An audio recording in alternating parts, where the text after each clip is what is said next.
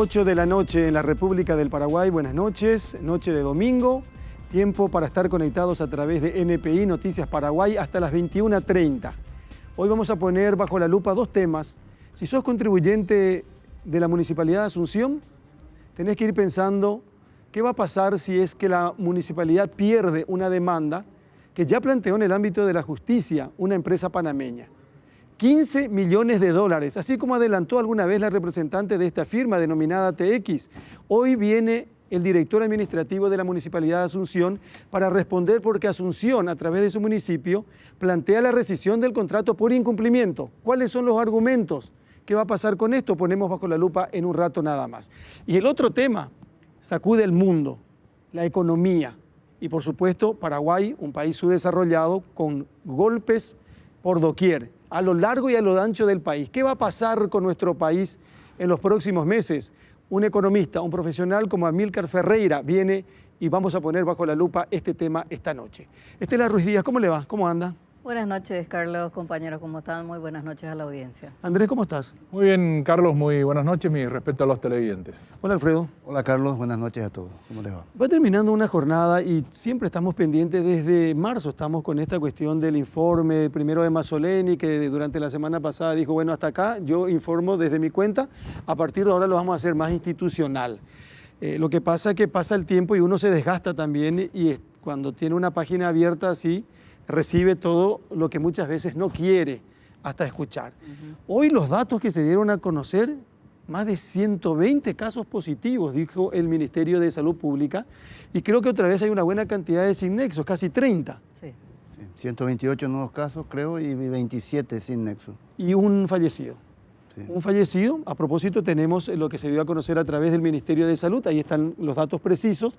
Falleció en Ciudad del Este, después de pasar por terapia intensiva, una persona de 39 años. El epicentro está siendo Ciudad del Este. Y ayer, Estela, en la lupa en Telefuturo contaba la doctora Leticia Ortiz, que es jefa de terapia del Ministerio de Salud, que Ciudad del Este tiene una muy buena cantidad, la mayoría de los que están en terapia en este grupo por coronavirus están en Ciudad del Este. Y falleció uno esta madrugada a las 2:30 de la mañana. Tenemos que entender también, Carlos, que a medida que se abran las fases, vamos a tener más casos de contagiados. Sí. Eso es natural, hasta natural, porque obviamente ya hay más circulación de personas, es inevitable eso. Lo que nos decía ayer también la doctora Russomando es que, bueno, lo que tenemos que hacer es que no todo el mundo se enferme al mismo tiempo. Claro. Sino que hacerlo lentamente de modo que aguante nuestro sistema de salud. Y ella decía una cuestión muy importante también. Nosotros nos preocupamos cuando se habla de todo este movimiento que se hace en Central y Capital o Alto Paraná por la cantidad de gente que hay y, bueno, esperemos que esto se siga controlando. Ella decía, claro, económicamente nos va a golpear muchísimo si para Central y para Alto Paraná, pero ojalá que no llegue a los pequeños pueblos el virus de manera masiva, porque ahí no hay recursos, tenés que moverte sí o sí hacia la capital del país. Ustedes mejor que nadie saben que acá vino el director de la 9ª Región Sanitaria de Paraguarí y dijo que no tiene terapia intensiva ni en el público ni en el privado. Canindeyú está festejando la instalación de creo que 2 o 3 camas de terapia intensiva con la gobernación. Bueno, y ahí tienen los casos sin nexo, por ejemplo, los lugares que 27 son al final, ¿verdad? 26. Lo que es más preocupante para Alto Paraná es la curva ascendente que va demostrando Brasil, 15% de aumento, más de 1.842.000 contagiados y con el agregado que justamente son los estados vecinos, limítrofes de Paraguay, donde mayor índice de aumento presentan. Sí. Eso es preocupante no solamente para Alto Paraná, sino también para Amambay. Eso es cierto, eso es cierto. Sí, yo creo que era previsible que esto ocurriera, no creo que sea una sorpresa. Es difícil hacer el equilibrio en esta conjunción entre liberar la economía para que la gente pueda empezar a trabajar y ver los números. Más que los números de los casos nuevos, yo creo que nos interesa, me preocupan a mí mucho más el número de camas ocupadas de pacientes internados, de ocupación de las 60,5% de las camas de terapia intensiva están ocupadas. Ese es el Por diferentes, no solamente por Claro, coronavirus, claro, por diferentes Pasa que complicaciones. no hay lugar después. Sí. esa es la cifra Y clave. 100% de las terapias neonatal Ocupadas. están ocupadas. 100%. Hasta ayer estaban ocupadas el 100% de las camas y no hay terapia para niños en el interior del país. Tenés que necesariamente venir a Asunción o Central. En esta época del año eso suele suceder, incluso sucedía sin COVID, ¿verdad? En invierno sobre todo. Sí. ¿Verdad? Ahora se aumentaron las camas, pero lo que uno no puede aumentar es el número de especialistas, de terapistas. Uno puede comprar camas de terapia, pero tiene que formar durante años a un buen terapista y eso no es una cosa del día a la noche. Hay dos cuestiones que podemos tomar como ejemplo y que se mencionó en las últimas horas. ¿De qué vale tener el hisopo si no tenés reactivos? Eso dijo ayer Graciela Russomando. Sí. Y la señora Ortiz, la doctora, la de terapia, dijo de qué vale tener Terapias. camas, respiradores, si no tenés especialistas, Los porque eso no es fácil. Vos, perdón, Alfredo, sabés mejor que son nadie lo que... años de formación, Carlos. Puede haber por ahí algún internista, algún clínico, hasta un generalista que tenga nociones de manejo de estos aparatos, pero en realidad es una especialidad de las más complicadas, luego, ¿verdad? Hay terapistas que necesitan primero ser internistas y después estudiar 2 o 3 años, 3 años de especialización. Y bueno, eso no. Paraguay no tiene Y es ni va a un tener. proceso y son etapas que tiene que pasar la persona que se va formando, por lo que entendí y lo que estaban diciendo. Ustedes saben que en Central empezamos hablando de Capiatá, hablamos de Lambaré, hablamos de San Lorenzo y ahora Luque. A propósito, en Luque me dicen no podemos ni ver bajo la lupa porque cada rato se corta la luz para completar la situación. Hay un local comercial que tuvo que cerrar porque hay un caso confirmado y eso hizo que 30 personas que trabajan y otras 15 personas que tuvieron contacto, 45 en total, dieron positivo al coronavirus, ¿verdad? O por lo menos están en cuarentena. Sí, Cuarentena. un supermercado. Un supermercado. Y hoy se contó también que el restaurante Hiroshima en Encarnación, también por prevención cierra. Independientemente dice que no tenemos todavía ningún caso confirmado, no hay, pero tenemos que prevenir. Y eso significa otra vez estar 15 días sin actividad. Apenas volvieron y tiene que volver a cerrar. Esto tiene que ver con el diputado García, que dio positivo el jueves a la noche. O sea, perdón, se hizo el estudio, la prueba, el jueves a la noche en un privado, porque es un requisito para una intervención quirúrgica, ¿verdad? Que tenía que realizarse el sábado. Sí. El viernes a la noche, creo que él fue el último en enterarse que dio positivo. Todas las redes ya se estaban manejando. Un manejo bastante desprolijo. Sí. En el privado dio positivo y Sí. en el público dio negativo. Bueno, porque ayer a la mañana se empezó a hablar de eso con insistencia y desde Salud Pública estaban diciendo que ordenaron que se le tome una muestra y que ese resultado se dio ayer, ya anoche. Sí. Y ahí se confirmó de que es negativo. Entonces uno dice, ¿qué hago? La esposa y la hija también Dieron negativo. negativos. Pero ¿qué uno hace ahí? Porque él tiene que operarse, tiene que tener una intervención. ¿Se queda con el del privado o con el de Salud No, Pública? lo que tenía que haberse Tiene hacer quedado, otro. lo que tenía que haberse quedado en su casa el viernes. No tenía que haberse ido a Encarnación. No, él no se fue a Encarnación el viernes, ese fue el antes. jueves. Él O se sea, fue... él, después de tener su prueba, tenía que haberse quedado en la casa. Sí, pero él no es porque, Andrés, No tenía con ese síntomas. criterio, Tiene síntomas. él no tenía ni siquiera síntomas. Eso, Él como requisito para la intervención quirúrgica era Andrés. Ahí está el tema. Claro. Pero yo creo que tenía que haberse quedado por precaución. Porque siempre te dicen, vos tenés que considerar que vos tenés. O sea, Bueno, pues entonces nosotros no vamos a salir. Claro.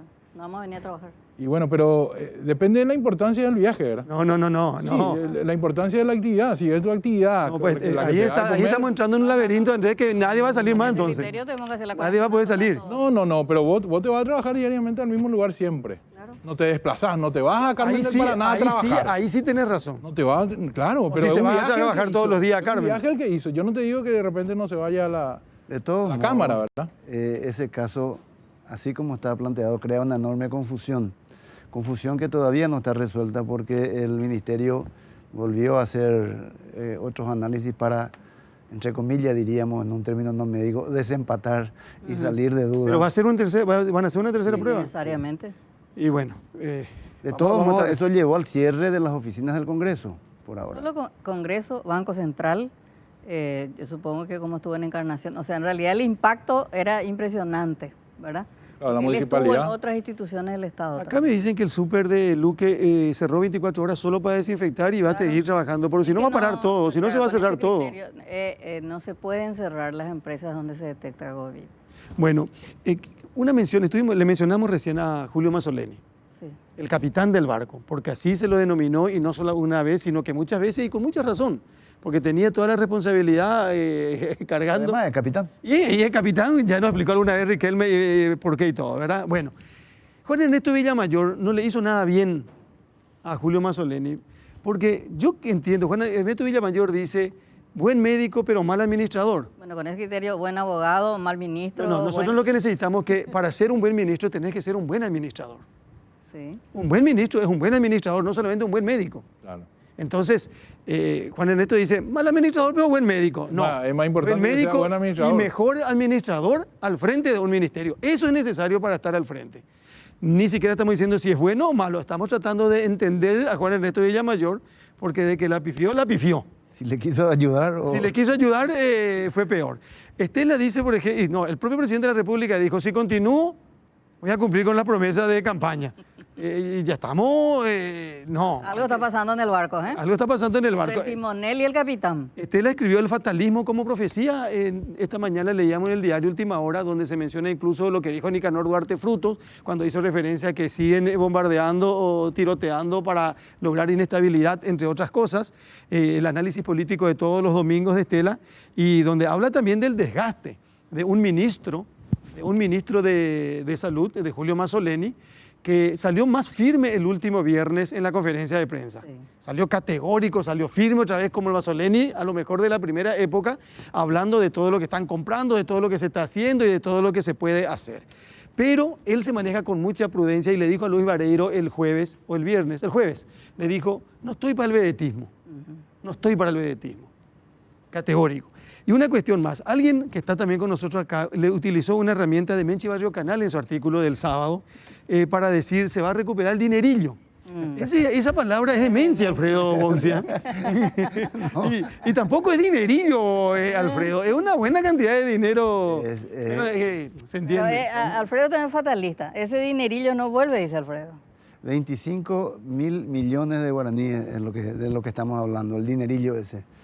Y yo le escuché por radio a Juan Carlos Sosa, el presidente de esta Cámara Paraguaya de Empresas de Insumos Médicos. Y decía que quien quisiera apostar 10 millones de guaraníes, de que ese dinero no vuelve, decía él, podía hacerlo, comunicarse con él que estaba dispuesto a hacerlo, y había en la Cámara otros que estaban dispuestos a aportar. Me pareció tan fuerte que digo, nadie se anima a una bravuconada de este tipo si no está completamente seguro de que eso va a suceder, ¿verdad? Bueno, pero ¿por qué decís 25.000 millones? Y porque son $17.000 más... 17.000 millones guaraníes. 17.000 millones son. Hay 8.000 millones más de la póliza del seguro. Al sumar las dos cifras da 25.000 millones. Ah, sí, luego. Porque los 17.000 millones tienen que ver con el anticipo. O sea, lo que, Sí. lo que se Y le entregó a después- la empresa y lo que se pagaría en vano si es que el seguro no responde, sí, doctor. No sé exactamente los detalles, pero sí te puedo asegurar que esa es la cifra total que está en juego. Bueno, antes de ir a la primera pausa, quiero contarles esto, y tiene que ver con nuestro comportamiento. Nosotros hablamos mucho que fuimos los primeros en lavarnos la mano en los locales comerciales. Creo que en el interior se tomó como ejemplo, se vio y se empezó a multiplicar. Nosotros los paraguayos. Nosotros los paraguayos, digo, ¿verdad? Bueno, muy bien. Los albergues también, bien por Paraguay, ¿verdad? La decisión del presidente de la República del Gobierno de decir el 5 de marzo no más gente de China, no más chinos, y con los todo que el respeto del vienen de mundo, China. ¿verdad? Y los que vienen de China. también. Y a partir del 23 de marzo ya la frontera cerrada. Donald Trump ya empezó a utilizar mascarilla, eso es Ayer muy por importante. primera vez. ¿Verdad? No ¿Después sé de cuántos muertos? Bueno, no, muchísimos muertos. Y Brasil está llegando casi ya a los 70, superó los 70.000 muertos. También. Pero fíjense en esto que ocurrió en el Alto Paraná. Acá luego, primero que no se puede jugar el partido de fútbol. No. Y ayer fueron a jugar partido de fútbol, o en las últimas horas fueron a jugar un partido de fútbol, y uno, no sé si perdió o no le gustó, le dice, oye, pichá, ¿cómo se dice? Pues ya había, Entonces- había. No, ya está bien, pero fíjense, miren esto. Con su cuñado. Escuchen, no, y aparte la pareja de su hermana, el que tiene albirroja, ¿Qué es eso? Él dispara. Claro. 5 disparos hizo. Por suerte con bastante mala puntería. No, pero yo creo que no. Creo que Tiró no. al aire. Él quiso asustar. Claro. Claro. Mirá, pero no quiero estar La en sensación da que lo apunta directamente al Claro, no cuerpo. quiero ser el cuñado porque uno nunca sabe cómo, ¿verdad? Estaban jugando el partido y tuvieron un lío. Y él, en vez de tranquilizarse, se va a la casa y vuelve, pero vuelve con Con el arma. el arma. Y le dispara. Ahí hay dos cosas, una más grave que la otra, ¿verdad? Bueno, Carlos, pero me impresiona la tranquilidad del que tiene, el que está vestido de albirroja. No, ya se entregó la que... olla pota. La olla pota. Si le daba la espalda, ¿qué hace O si no le conocía y sabía que no le iba a disparar. Pero ni Igual se le pegó. puta. Igual le, Hay una pelea con todo. Bueno, ahí primero que estaban violando la cuarentena, Que filmó lo que me dejó mucho que desear. Ahí hubiese seguido la pelea. porque no se puede jugar fútbol, no se puede hacer esto, y mucho menos se puede disparar a nadie de esta manera. Pero qué loco. Eso pasó en el Alto Paraná. Y en San Lorenzo, anoche, La pachanga. un local, yo no sé qué es, si es un bar, es un restaurante, esto sucedía, Era un restaurante.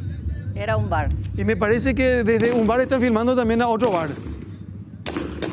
Híjole. No, Esos disparos no pará, no. El audio no corresponde. Ey, No bueno, corresponde el audio. esto tiene que ver también con ya hoy hubo intervención de la Fiscalía. Sí, la fiscalía, ¿qué dice, Carlos? Acá topé dice, fiscal indaga denuncia de aglomeración de personas en un bar, dice el fiscal. La fiscalía en su página oficial dice en un bar. El agente fiscal Cristian Roy realizó una constitución hoy domingo en el local nocturno denominado La Pachanga. Esto a raíz de denuncias realizadas que indicaban que en el lugar se habría realizado una fiesta a la que acudieron varias personas y aglomeración, lo cual no está permitido por las medidas sanitarias. Bueno, solicitó videos. Según el registro, dice, recabado, 135 personas habrían ingresado al local. Acá me envían imágenes también de un evento, una reunión en Limpio. La Pachanga era una discoteca en tiempo normal. Cuando vino la pandemia, cerró, era un pub. Cerró, según hoy pude saber, los propietarios se dedicaban a vender sándwiches durante el tiempo de la pandemia, vendían comida. Y bueno, después cuando llegó la fase correspondiente, volvieron a abrir, pero en formato restaurante. Y según ellos tienen los permisos correspondientes y realizaron todos los protocolos para que la gente estando en su lugar, sentada en su núcleo familiar, se levantaron y empezaron a bailar, ¿verdad?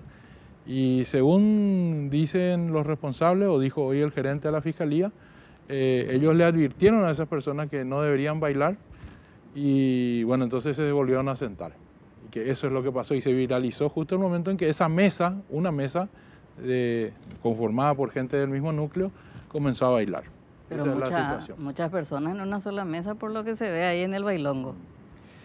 Bueno, quiero que le estoy enviando una fotografía a Jenny. Hay unos videos de Limpio y ahí me están mostrando una información con respecto a un hospital, creo que es en el Chaco. Dice horario de atención de lunes a viernes, de 7 a 15, sábado y domingo cerrado.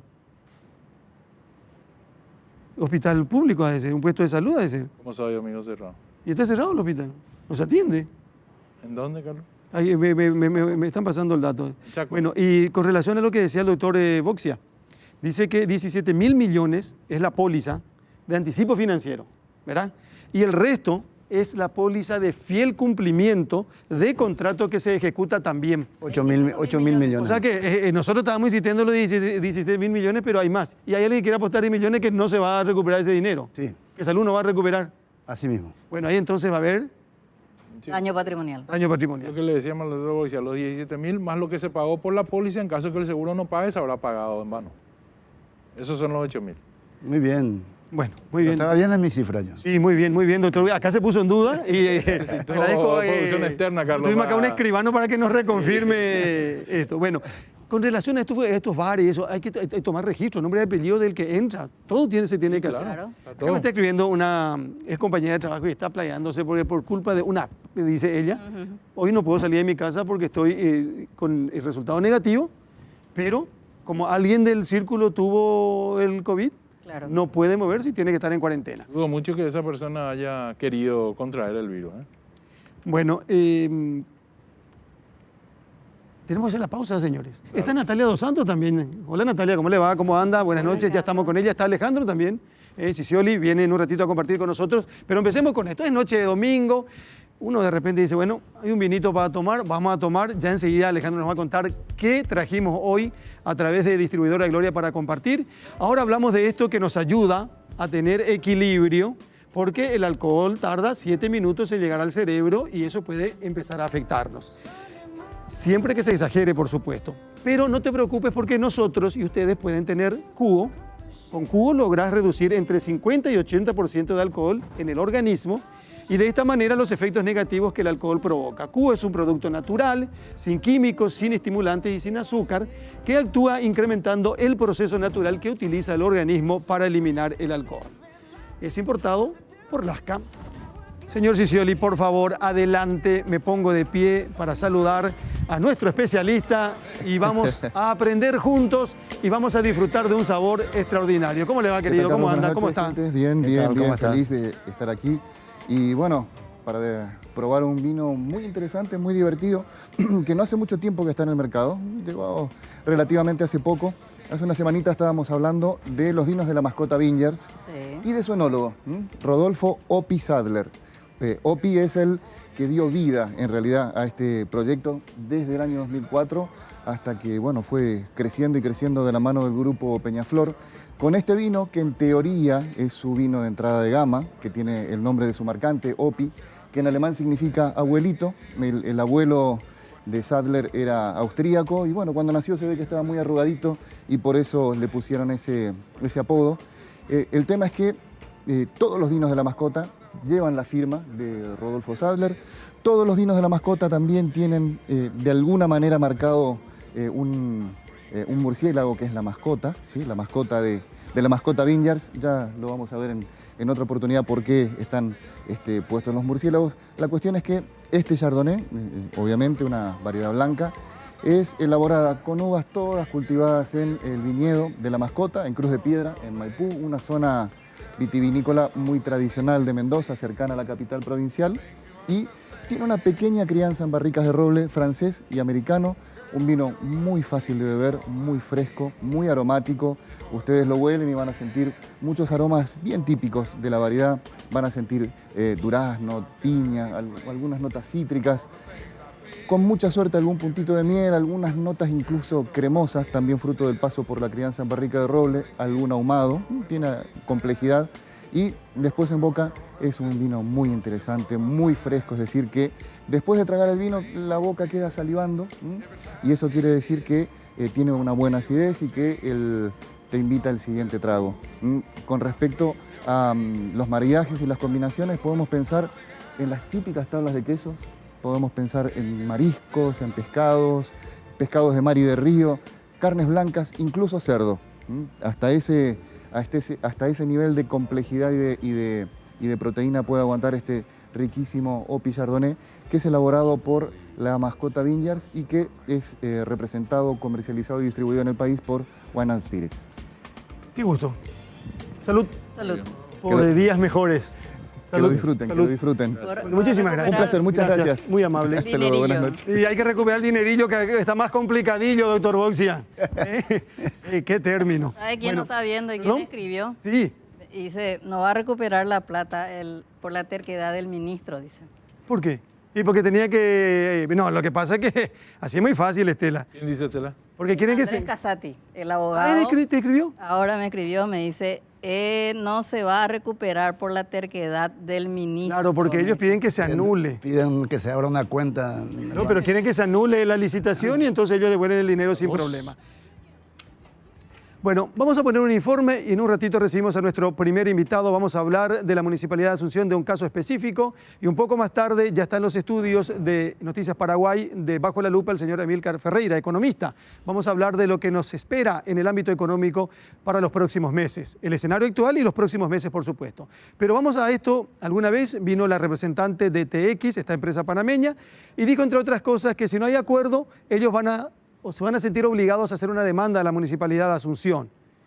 Efectivamente, hicieron la demanda y reclaman algo así como $15 millones. El informe y desarrollamos el tema, por favor. A principios de junio, la empresa TX Consorcio fue notificada por la Comuna de Asunción del proceso de rescisión de un contrato que habían firmado en 2018 para la implementación de un sistema de gestión tributaria y catastral. El 28 de junio pasado, en Bajo la Lupa, la abogada de la firma adelantó que demandaría a la Municipalidad de Asunción por incumplimiento de contrato. Abogada, si la municipalidad suspende, la municipalidad plantea la rescisión, ¿ustedes van a denunciar penalmente? Nosotros vamos a hacer todo lo que tengamos a nuestro alcance en la jurisdicción competente para que se reconozcan los derechos de 13 meses de ¿Van a ir a la ejecución. justicia? Claramente, Carlos, 13 ¿Y van a meses de demandar? ejecución, lógicamente. ¿Y hay un monto estimativo de lo que puede significar esa demanda? Hay inversiones acreditadas, 100%. Los desarrollos tecnológicos oscilan en precios estándares y tenemos un montón de contratos activos que pueden reflejar claramente que lo que técnicamente ellos refieren que nosotros no tenemos para esta ejecución, la tenemos para esta y para todas. Entonces solicitamos una prueba pericial que pueda demostrar realmente que nosotros estamos hablando de un componente del sistema que tenemos y que está a disposición. Después de una licitación internacional en abril de 2018, la empresa TX Consorcio fue adjudicada por la Municipalidad de Asunción para diseñar e implementar un sistema de gestión tributaria y catastral. En julio de 2018 se firmó el contrato. En los meses posteriores, ciudadanos autoconvocados de Asunción realizaron manifestaciones frente al edificio de la municipalidad, rechazando la implementación del proyecto para el cual fue adjudicado el consorcio TX. Tras un ir y venir con dictámenes de contrataciones públicas y de la Contraloría General de la República, en diciembre de 2019, la Municipalidad de Asunción decidió suspender el contrato con la firma TX. No podría ser tan impertinente decir cuál es la motivación que tiene, pero desde la perspectiva técnica de lo que hace el contrato, nosotros estamos convencidos de que el desarrollo tecnológico es suficiente como para lograr una mejor recaudación, 100%. Y también estamos convencidos de que no es razonable que una institución suspenda un contrato, amén de un interés público, y recién 47 días después establezca una comisión que va a estudiar cuáles son los incumplimientos. Eso es un poco extraño. Y más extraño, y de las pruebas me remito, de que 5 meses después, nosotros fuimos suspendidos el 23 de diciembre. El 8 de junio nos notifican cuáles son los incumplimientos. O sea, ¿cuál es la posición que debe asumir una compañía en ese estado? Quedarte manos arriba y esperar a que la institución decida cuáles son tus incumplimientos. Es un poco extraño el proceder.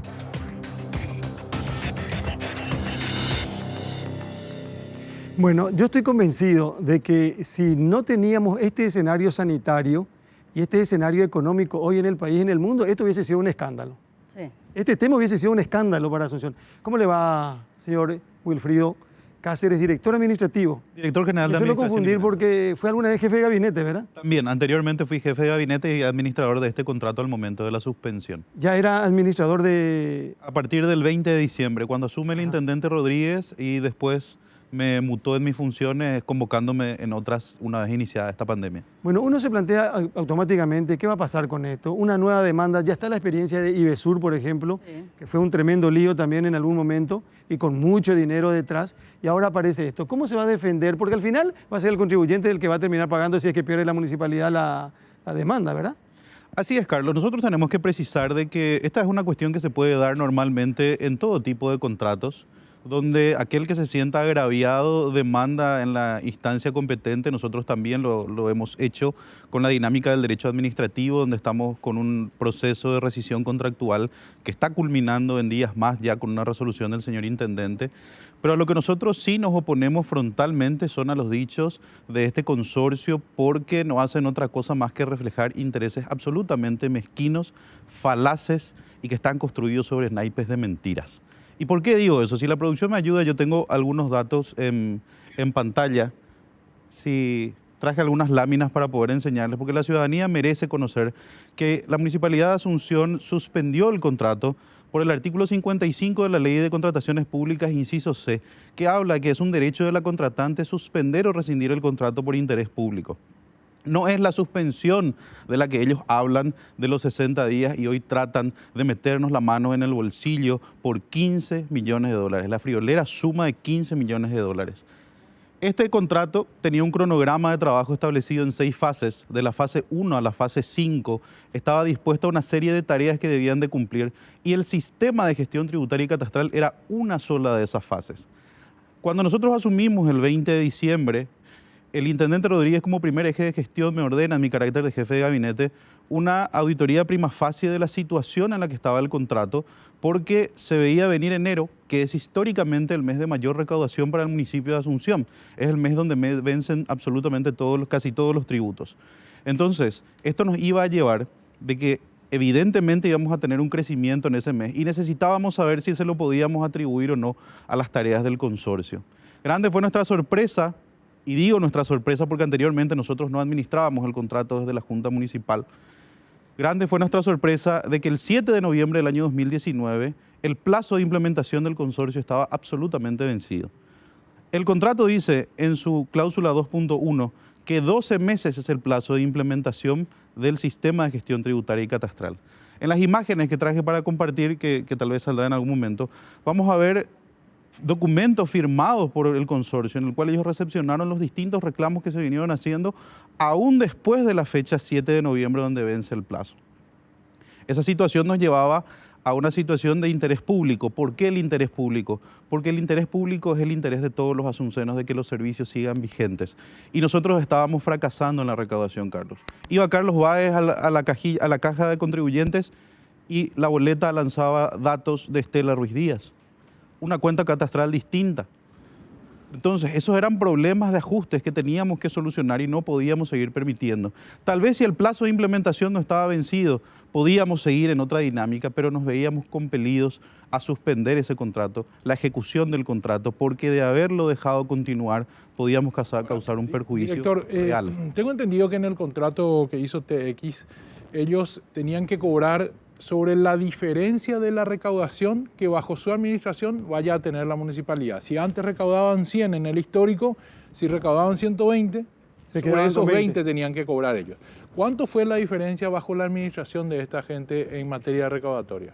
Realmente, como les mencioné inicialmente, existía un cronograma de trabajo que ellos debían de realizar para que se pueda considerar que el sistema estaba realmente implementado y tengan derecho al cobro de esta comisión de 22,75%. El sistema nunca tuvo una funcionalidad al 100%. Es más, ellos hoy día reclaman casualmente en el mes de mayor recaudación una factura de enero de 2019 cuando el sistema todavía ni existía, y reclaman dentro de su demanda ordinaria de cobro de guaraníes más de 2.600 millones de guaraníes. Y eso obedece al crecimiento del municipio. Esto quiere decir que recién cumplidas las 6 etapas nacía el derecho de percibir para ellos. Por supuesto, porque el servicio era de diseño de un sistema de gestión tributaria y catastral con los cuales ellos nos iban a consultorear a los efectos de que nos digan deben hacer esto, deben hacer esto, deben hacer aquello para recaudar mejor. Esa era la finalidad y también la causa final de esto era un proceso de transformación tecnológica. No sé, Jenny, si podemos mostrar Jenny, el por favor. documento. O Matías. ¿Por qué el cambio radical del intendente Nenecho Rodríguez, siendo concejal, líder de la bancada colorada, votó a favor de este contrato? Entonces, él asume y rompe este contrato. ¿Qué le motivó al intendente? Porque es una incoherencia política que no tiene nombre. Ahí justamente... Está en pantalla. ¿Podemos ver la pantalla plena, por favor, director? Sí. Ahí está la firma de Óscar Rodríguez. Era presidente de la Junta Municipal. Era el presidente de la Junta Municipal. O sea, él no puede ahora dejar de no tener responsabilidad con este contrato que ahora ustedes están cuestionando jurídicamente, ¿verdad? O sea, usted que está cerca del intendente, ¿por qué votó a favor? Porque había intendentes que desde el principio dijeron que no, como Fioroto y creo que concejales como Rosana Rolón y Fioroto. Como concejales, que desde el vamos alertaron de esta situación, incluso organizaciones civiles y ciudadanas de Asunción que dijeron este contrato no sirve, alertando la situación que se está dando hoy. Sin embargo, Nenecho Rodríguez sí votó a favor como concejal. Aquí hay una cuestión, Estela, que hay que distinguir. ¿En qué momento la Junta Municipal interviene en un contrato licitatorio? Al momento de la aprobación del pliego de bases y condiciones y al momento de la adjudicación. Todos nuestros dichos respecto a la suspensión y a esta rescisión versan exclusivamente sobre la ejecución del contrato. Ese documento que enseñan en pantalla es de julio del año 2018 y ningún proceso licitatorio en una institución pública se inicia para el fracaso con una crónica de una muerte anunciada, como diría Gabriel García Márquez. Esto inicia con una esperanza, y la esperanza era el proceso de transformación tecnológica tal como el Ejecutivo, al mando del señor Mario Aníbal Ferreiro, lo indicó y todo su equipo. Esto empezó a fracasar en la ejecución, que es posterior a la homologación del contrato, y nosotros no entramos en el eje discursivo de los concejales que anteriormente decían de que esto era un secuestro de los datos del contribuyente y demás. Nosotros no tocamos ese tema. En ningún medio me van a escuchar hablando de eso, ni ningún documento posterior a la rescisión contractual nos habla de eso. Entonces, lo que tenemos que entender es de que esto cambia porque ahora sí teníamos los insumos técnicos y ahora sí las realidades eran diferentes. No fue un cambio de postura, sino fueron hechos nuevos que motivaron este acto administrativo de la suspensión. Esto significa que ustedes tienen todos los elementos como para enfrentar esa demanda y le pueden decir a los contribuyentes de Asunción que ustedes están tranquilos.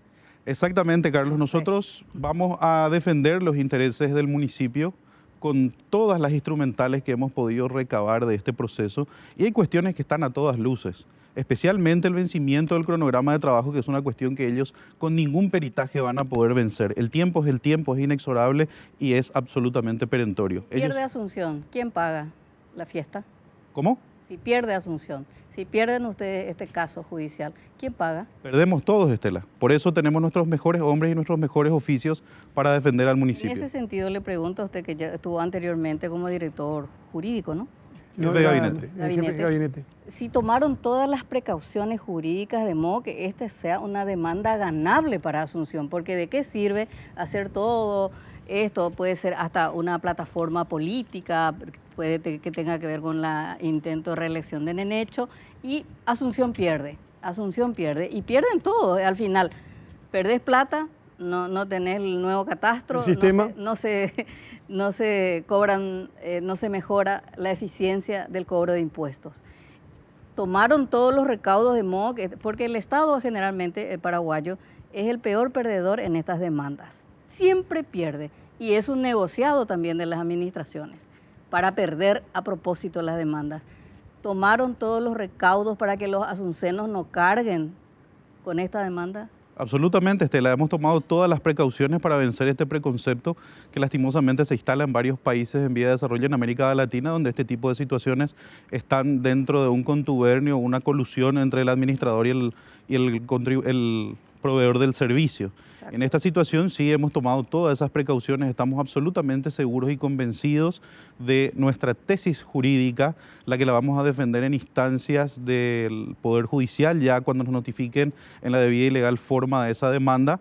También haciendo hincapié en una cuestión que la ciudadanía debe saber, y ustedes también, de que el consorcio TX no agotó la instancia administrativa antes de acudir a instancias jurisdiccionales. Que bueno, eso ya lo vamos a debatir. Este pleito? ¿Cómo? ¿Cuánto tiempo puede llevar el pleito?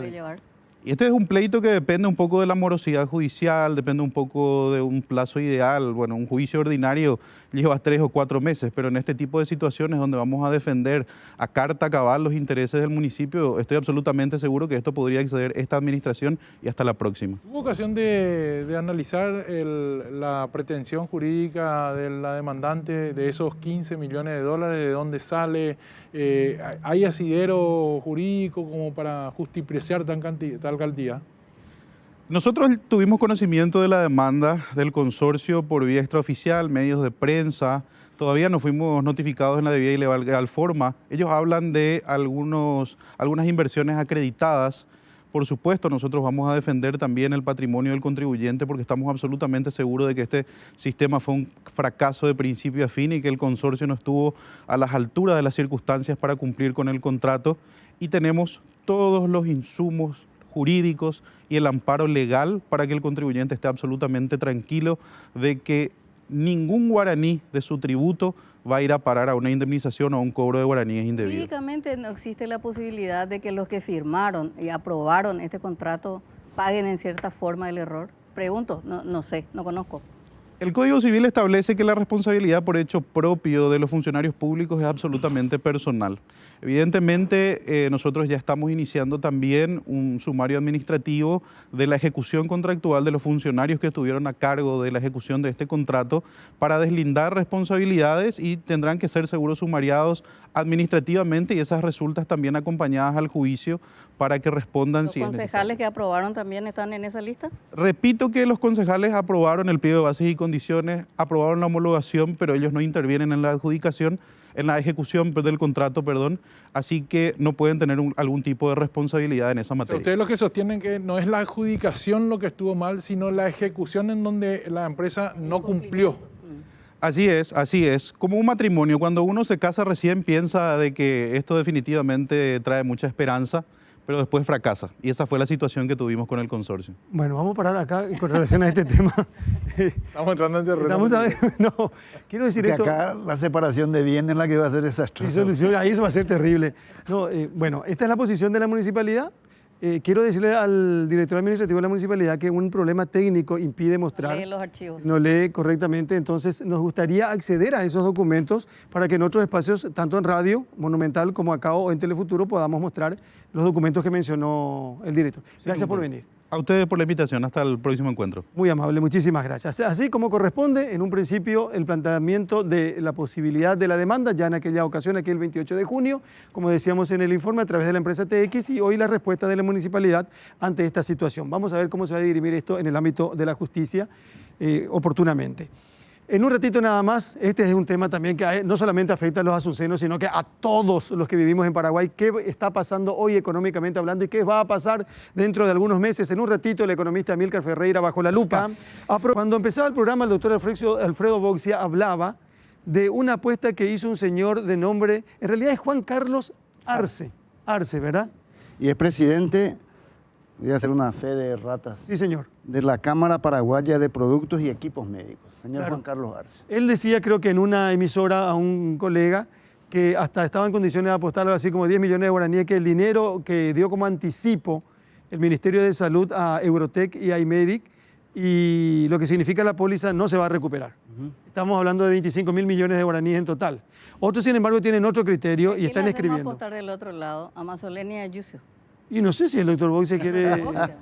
Amílcar Ferreira, ¿cómo le va? ¿Cómo anda? Buenas noches. Buenas noches, Carlos, también a los integrantes de la mesa. Un gusto y un honor para mí estar hoy invitado acá en el programa y un cordial saludo a la teleaudiencia. A veces ya nos asusta hablar de economía, también, pero hay que hablar. Hay que hablar. ¿Cómo define? Si tiene que definir hoy la situación económica del Paraguay, hoy con este escenario, Amílcar, ¿cómo define? Bueno, yo creo que es una situación complicada. Hay que decir que, por un lado, en el aspecto sanitario, Paraguay ha obtenido buenos resultados. Por ahora mantiene los índices tanto de infectación por millón de habitantes como de muertes por millón de habitantes, los números más bajos en Sudamérica y también entre los más bajos del mundo. Por otro lado, eso ha permitido avanzar, digamos, en la salida de la cuarentena. Es uno de los pocos países también que ya está en fase 3, eso ha permitido cierta reactivación del mercado interno, pero el golpe ha sido duro y no ha sido parejo porque ha afectado a diferentes sectores de manera diferente. Por un lado, vemos que el sector exportador, todo lo que es ese rubro, ese sector que produce y exporta commodities, está menos afectado en cierta manera las exportaciones. Si bien hubo cierta disminución en el mes de abril, que fue el mes de cuarentena dura, luego están mostrando un dinamismo que apunta incluso a un crecimiento de este año. Estamos hablando de exportación de soja, carne. Por otro lado, el sector servicios, el segundo sector económico después de los agronegocios en Paraguay, es el comercio, que forma parte de ese sector de servicios. Es un sector muy afectado. Paraguay, Carlos, tiene una característica muy particular, digamos, con respecto a otros países, de que gran parte de su población vive en ciudades de frontera. Una cifra cercana al 70%. Vive en ciudades de frontera, empezando por Asunción, que es una ciudad de frontera, está frente a Clorinda. Ciudad del Este, que es la segunda ciudad en importancia, está también en frontera. Encarnación, la tercera. Y así otras ciudades, ¿verdad? Más o menos concentran ese porcentaje. Entonces, muchas de estas ciudades desarrollan esta actividad comercial, ¿verdad? Con los países vecinos. Y este sector es el más afectado de todos. Tuvo en el mes de abril y mayo una caída del 97%, lo que es comercio y exportación, que es casi un 100, ¿verdad? Es casi una paralización total. ¿Todo? Sí. Entonces, Asunción, digamos que hay ciertos sectores que han empezado a funcionar nuevamente, pero hay un rubro que es todo lo que es el sector de hoteles, restaurantes, catering, ¿verdad? Eventos, etcétera, que también están muy afectados y que son sectores, tanto el comercio de frontera como este hotel de hoteles, restaurantes, catering, son sectores que emplean a mucha gente. Entonces, yo creo que la afectación en términos de empleos perdidos incluso es mayor a lo que es la afectación, digamos, en términos, por ejemplo, si miramos la recaudación de impuestos, en el mes de abril la caída fue del 55%, después en mayo fue 36% y en junio ya estaba con un 4%. Para fin de año se espera una caída, según el último pronóstico que publicó el Fondo Monetario Internacional, una caída del 5% del PIB, que sería una... ¿Este escenario, alguna vez Paraguay pasó por una cuestión como esta en los últimos 30, 40 años? No hay antecedentes cercanos, sería la crisis económica más grande de los últimos 100 años probablemente, y la mayor que se registra, digamos, caída del PIB desde que el PIB se mide en nuestro país. Va a tener un efecto en lo social muy importante, porque también ahora se da una situación particular como la afectación es global, todos los países están, digamos, más o menos pasando por la misma situación. Paraguay esta vez no va a tener una válvula de escape que tuvo en crisis económicas anteriores. A finales de los 80, lo que era hasta ese momento la economía del algodón, Paraguay, el principal producto de exportación de Paraguay era el algodón. Alrededor de 1/3 de la población vivía de ese cultivo.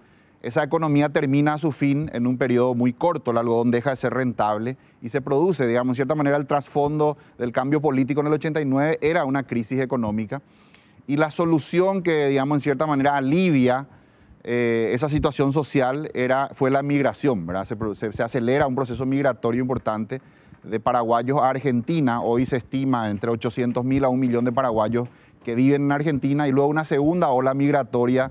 Hay que recordar que la década del 80 y la del 90 hoy las denominamos las décadas perdidas, fueron décadas, digamos, de deterioro económico, de mucha inestabilidad.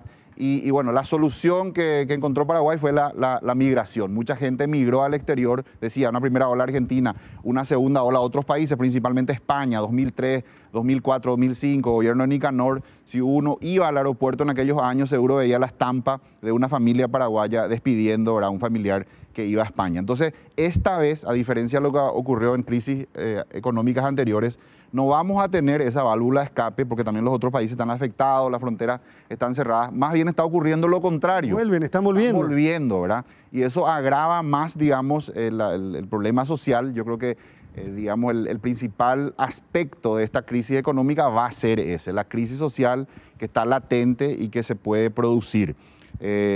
Vamos a ver seguramente en ese escenario, yo obviamente no deseo que eso ocurra, ojalá que esto pase rápido, que eventualmente el mundo vea el anuncio de una vacuna, un tratamiento, pero si no fuera así, yo creo que va a ocurrir un proceso de empobrecimiento gradual, vamos a ver. De eso quiero que nos hable un poquitito más tarde, porque si tenés que utilizar una palabra, por ejemplo, no quiero también ser pesimista, pero uno tiene que ser realista. Sí. Esto está mal en el mundo y con más razón en Paraguay. Una o dos palabras o una frase para calificar el momento económico del país. Y es un momento difícil, es un momento que, como dije, en términos proporcionales la afectación en el empleo es mayor a lo que es la afectación económica en términos macro, ¿verdad? Si uno dice, bueno, una caída de 5%, bueno, pero no es tanto. Pero en realidad los sectores a los cuales está golpeando son justamente sectores que son intensivos en empleos. Entonces, digamos que el impacto en lo que es la población es mayor a lo que muestran hoy los números de la macroeconomía. Sí. Perdón. Adelante. Perdón, sí.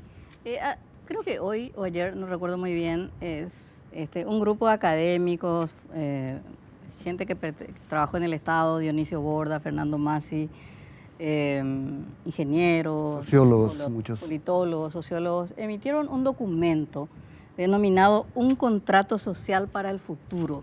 Es decir, el diagnóstico que tenemos es un diagnóstico grave. Se viene una pandemia, post-pandemia casi apocalíptica por toda esa situación que estás contando.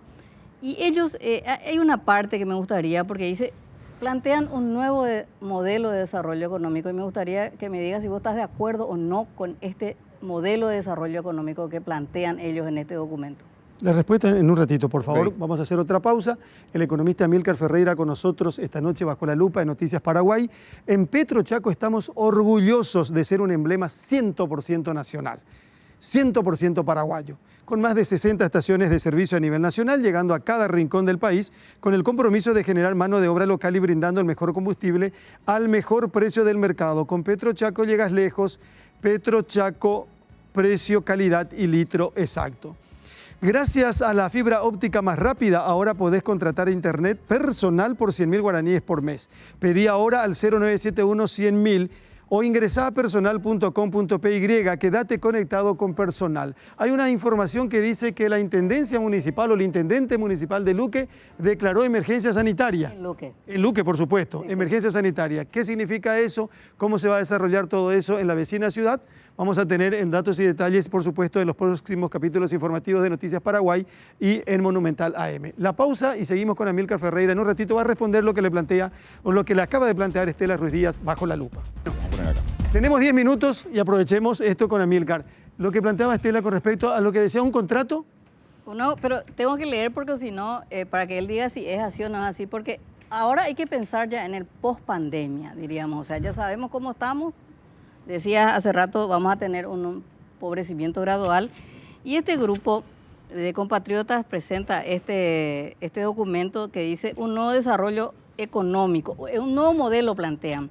Y no sé si estás de acuerdo, Amílcar, dicen que el Paraguay no puede atarse a una inviable estructura monoproductiva centrada en la exportación de soja y carne. Destaca que sí, tiene ventajas competitivas en el mercado, pero genera alta concentración de riqueza y no genera mucho empleo. Y dice que el nuevo modelo debe basarse en una matriz productiva diversificada y sustentable y respetuosa al medio ambiente. Y también dice, que creo que vos mencionabas aquí, que tiene que ver un poco qué es lo que va a hacer el gobierno. Dice, la pandemia está evidenciando la relevancia de las mini pymes y la agricultura familiar en la generación de empleos e ingresos básicos. El Estado debe garantizar la formalización del trabajo que crean su productividad y su inserción en las cadenas productivas.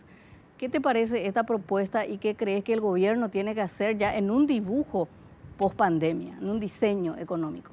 Sí, a ver, yo en líneas generales estoy de acuerdo, ¿verdad?, que Paraguay debería buscar una diversificación de su matriz productiva, preferentemente desarrollando sectores, digamos, que generen más empleo, pero también a la vez teniendo en cuenta que Paraguay es una economía de libre mercado, entonces, digamos, el qué sector se desarrolla o cuál no, es también una decisión de los, digamos, de los habitantes, de los empresarios que, bueno, deciden invertir en una cosa y no en otra, ¿verdad? Entonces, desde el Estado lo que se puede es crear condiciones favorables, estabilidad, acceso al crédito, en fin, todo lo que llamamos el clima de negocio para que eso ocurra, ¿verdad? Creo que de alguna manera Paraguay está avanzando hacia eso, ¿verdad? El sector maquilador, por ejemplo, la integración con Brasil es un ejemplo.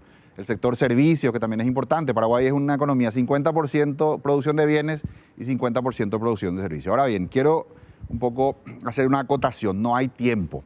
Estamos en una emergencia. Entonces, todas esas cuestiones son como de mediano y largo plazo. La transformación digamos, de la matriz productiva de un país no es algo que se pueda hacer. Y acá hay que, digamos, atender la coyuntura. En ese sentido, yo creo que vamos a depender más que nunca de lo que nosotros mismos podamos hacer y no de variables externas. Eso creo que en primer lugar hay que tener muy claro. Hay que actuar rápido y hay que tener ideas claras sobre qué hacer. ¿Qué significa actuar rápido? ¿Qué hay que hacer? Y hay que hacer, voy a poner un ejemplo concreto. Hay cinco políticas que hay que, digamos, articular en este momento. La segunda, que es la política fiscal, que es, digamos, que el Estado salga a gastar, a invertir, en un momento en el cual la economía se retrae, ¿verdad? En números redondos, Paraguay es 10% del Estado, de ahí viene la presión tributaria, en realidad con empresas públicas un poco más, pero lo que es la administración central, y 90 sería, digamos, el resto del país, sector privado más esas empresas públicas. Entonces también desde ese 10% hay una capacidad limitada. Si tenemos, por ejemplo, 1.000 millones de dólares, o sea que los presupuestos siempre son limitados, entonces la capacidad de actuación también es limitada. Si tenemos 1.000 millones de dólares que vamos a invertir en obras en este momento, creo que habría que hacer una, digamos, reevaluación del impacto que esas obras van a tener en el empleo Y voy a poner dos ejemplos extremos para graficar lo que quiero decir. Vamos a suponer que podemos hacer por $1.000 millones terminar la ruta bioceánica, una ruta allá en el Chaco que tiene, digamos, un sentido estratégico indiscutible, pero que es más a mediano plazo. Vamos a suponer que esos 1.000 millones igualmente lo puedes usar en hacer obras como el alcantarillado sanitario de Asunción, escuelas, vivienda, un plan importante de vivienda que signifique un plan de generación masiva de empleo. Hay un estudio de la AFD que dice que cada vivienda que se construye, por ejemplo, genera 12 empleos directos y otros 12 indirectos. Entonces creo que en este momento, como dije, la urgencia es la coyuntura. Todo, digamos, la política pública debería estar orientada a atender Está errado el gobierno en poner toda la carne al asador solamente en obras viales. Yo creo que el gobierno plantea un plan con 3 ejes. Uno de los ejes es obra pública. Pero el matiz que yo le quiero, digamos, un poco señalar es de que cuando hablamos de obra pública hay diferentes tipos de obra pública y el impacto que tiene cada una de ellas en el empleo es diferente. Y creo que dada la situación donde va a haber muchísima gente afectada, yo estimo, esta es una estimación propia, que ya en este momento más o menos 40% de la fuerza laboral, parte de la población económicamente activa, está afectada, ya sea porque perdió su empleo o porque vio su ingreso muy disminuido. 40%, 4 de cada 10. Entonces eso, si vos mirás eso con cuidado, vas a ver de que la posibilidad de un estallido social, ¿verdad?, de una situación social muy complicada está ahí nomás a la vuelta de la esquina. Por eso digo que tendremos que ser muy inteligentes y muy rápidos en diseñar las políticas adecuadas, dado que también los recursos son escasos, requiere esa inteligencia para que tomemos todas las mejores medidas que están a nuestro alcance para, digamos, contener esa situación. Esto yo creo que va a pasar, es una cuestión de tiempo. La pregunta es cuánto nos va a llevar. Y hasta tanto ocurra, creo que necesitamos, así como hizo Roosevelt, digamos, a finales de lo que fue, o más bien, luego de la crisis de los años 30 en Estados Unidos, 1932, en 1929 estalla la Gran Depresión en Estados Unidos. En ese momento el presidente era Herbert Hoover, y él al comienzo implementa medidas que fueron erradas hoy en retrospectiva, ¿verdad? Y luego gana, Hoover era republicano, luego Roosevelt en 1932 gana las elecciones y implementa ese plan que se llamó el New Deal, que básicamente consistía en la generación masiva de empleo, una forma de decir, el mejor modo de dar empleo, ¿verdad? Entonces, generación masiva del empleo que llevaba a un extremo, él decía, si hay que pagar a alguien para que cabe una fosa y a otro para que la tape, y bueno, hay que hacerlo, ¿verdad? Pero la idea era esa justamente, un plan masivo de empleo que ayuda a sostener esa cuestión social hasta que esto pase. ¿Cómo se compagina ese plan de invertir con el nivel de recaudación que hoy está probablemente en su piso? En líneas generales, el Estado paraguayo se financia, todo lo que es el gasto corriente se financia con impuestos que se recaudan. Eso este año va a tener una caída. Se estima que la economía paraguaya, según el último pronóstico del FMI, va a caer 5%. Y todo lo que es la parte de obra, inversión, básicamente se financia con deuda. Anteriormente, hasta el gobierno anterior, era 50 y 50, 50 con recursos genuinos provenientes de impuestos, 50 con deuda. Ahora ya es 100% con deuda. Entonces, en cierta manera, ese endeudamiento, el endeudamiento total este año va a crecer más o menos 2.800 millones de dólares. 2.000 ya vamos hasta ahora, ya estamos en 10.800 millones de dólares de deuda externa. Va a llegar eso a un crecimiento total de 2.800 millones de dólares. Entonces, la cuestión es cómo usamos ese endeudamiento, ¿verdad? Que es limitado, y el ejemplo que daba, usamos en obras, pero ¿qué tipo de obras y con qué nivel de impacto en el empleo? En mi opinión, deberíamos como que tomar las cartas y repartirlas de nuevo en términos de obras públicas y concentrar toda la batería en aquellas obras que tengan máximo empleo, máximo impacto en el empleo, porque repito, la prioridad en este momento debe ser la coyuntura, el corto plazo. Si esto implica la suspensión incluso temporal de algunas obras que son también muy importantes para el país, pero que no van a tener ese efecto masivo en el empleo, en mi opinión habría que hacerlo y en todo caso retomar un poco más adelante cuando esta situación, esta coyuntura pase. Eso es lo que planteo. Estamos cerrando, tenemos menos de 2 minutos. Una preguntita. Sí, pero me asusta esto. 40% perdió su trabajo. Sí. ¿Y no es muy loco entonces, no es descabellado pensar en un estallido social? Mira, yo creo que, por ejemplo, en frontera la situación está muy complicada, Ciudad del Este, Encarnación. La gente de alguna manera ha usado su resto, su pequeño ahorrito, su tarjeta de crédito, pero eso se está agotando y va a llegar un punto en el cual la gente ya no va a saber cómo sostenerse si esto la debilidad prolonga. Del presidente, que ya habló de prácticamente, si me dejan terminar, Amílcar, tiene que ver, me decía un diputado hoy, Estela, no le vamos a aprobar su préstamo de 850 millones de dólares. Las fronteras, que generan como el 35% del PIB, algo así, me dijo, no hay plata y él va a caer solo, me dicen. ¿Por qué el presidente de la República llega hasta este extremo? ¿Por qué pierde el control del Congreso en ese sentido? 30 segundos, por favor, para la respuesta.